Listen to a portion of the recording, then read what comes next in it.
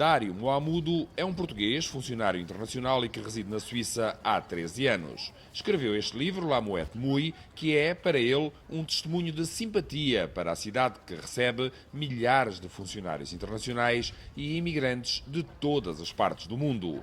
Dário conta neste livro, para crianças, a história de um dos barcos que ligam diariamente as duas margens do Lago Le Mans.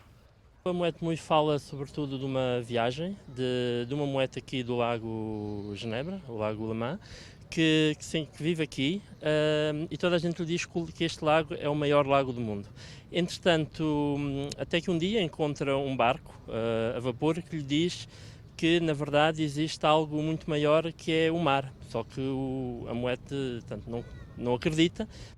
Mas depois encontra um barco à vela que já participou numa competição internacional nos oceanos e aí ela fica ávida de aventura.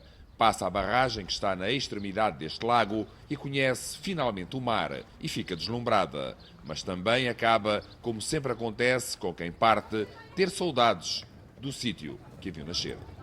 Sim, porque chega lá, tem muitas aventuras, não é? Conhece outros barcos maiores, conhece aviões, pássaros, todas essas personagens, mas há sempre aquele sabor, aquela ânsia de regressar a casa. E, uma vez mais, com a ajuda de outras personagens, encontra uma forma de regressar.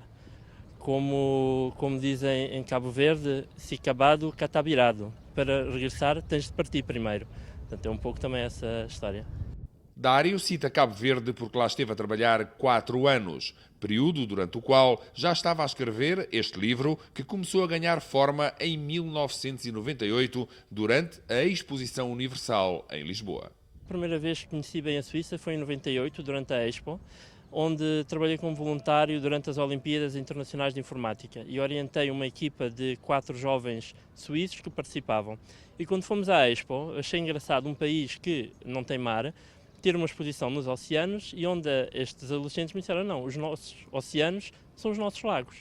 E então houve essa relação. Depois, mais tarde, a história começou um pouco a tomar forma quando vivi em Genebra e havia o barco, o Alinghi, que ganhou a Taça América 2 vezes, que é uma competição de mar.